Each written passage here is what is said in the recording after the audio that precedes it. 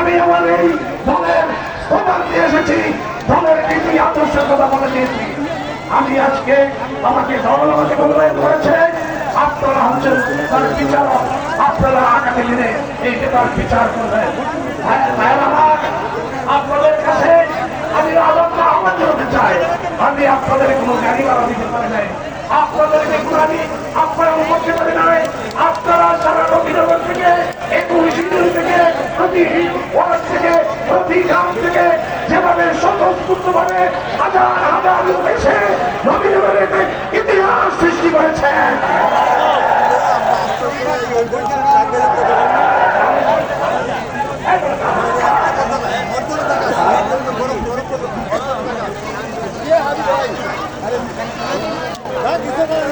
আজকে আমি আপনাদের কাছে বলতে চাই, আমার প্রিয় নেতা খোঁজখবর দিয়ে নবীনগরকে সিদ্ধান্ত দিয়েছে, সিদ্ধান্ত সঠিক সিদ্ধান্ত দিয়েছে, তাই তো আপনারা বলছেন।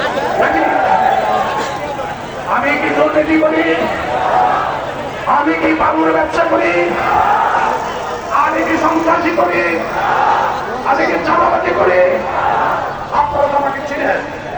আমি দীর্ঘ 40 বছর যাবৎ আপনাদের সাথে আমার সম্পর্ক, প্রতিটি গ্রামে মারায় মহল্লায় আমার যোগাযোগ আছে, আমার সম্পর্ক আছে।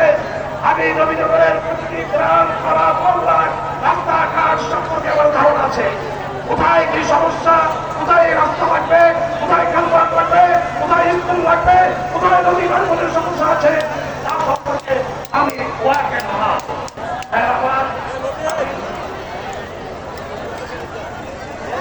আমি আপনাদের উদ্দেশ্যে একটি কথা বলতে চাই।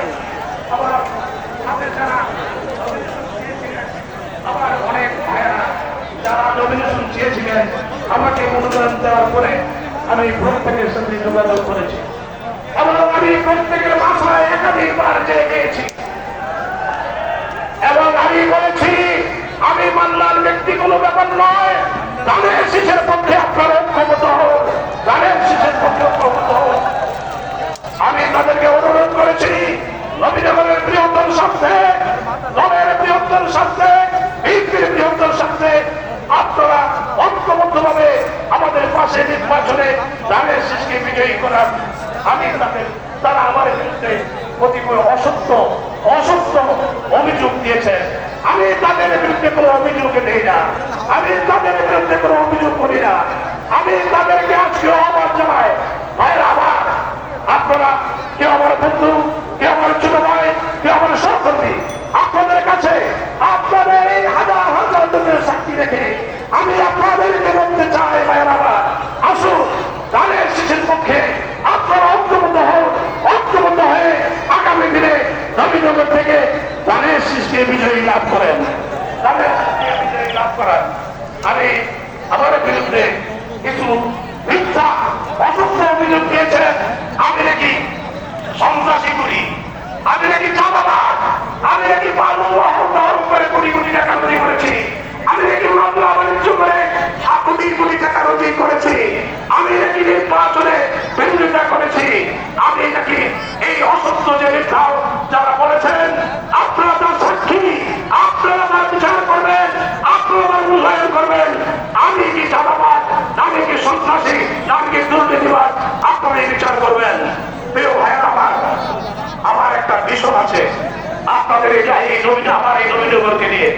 আমাকে যদি আমি আপনাদের দোয়ায়, আপনাদের সহযোগিতায়, আপনাদের মধ্যে একটি নির্বাচিত হতে পারি, তাহলে আমি আপনাদের কাছে কথা দিতে পারি, আমি নবীনগর থেকে সন্ত্রাস নির্মূল করব, আমি নবীনগর থেকে চাঁদাবাজ দূর করব, আমি নবীনগর থেকে মাদক ব্যবসা বন্ধ করব, আমি নবীনগরের যে অবৈধ বালু বহন দিয়ে আমার গ্রামের পর গ্রাম বিলীন হয়ে যাচ্ছে, আমি সেই বালু বহন বন্ধ করে দেব।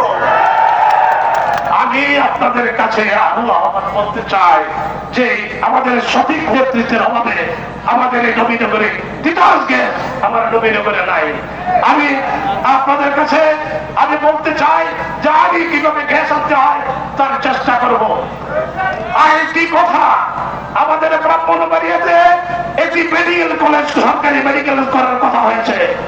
আমি বলবো আমার এই নবীনগরে এই মেডিকেল কলেজ করতে হবে। আমার এই নবীনগরে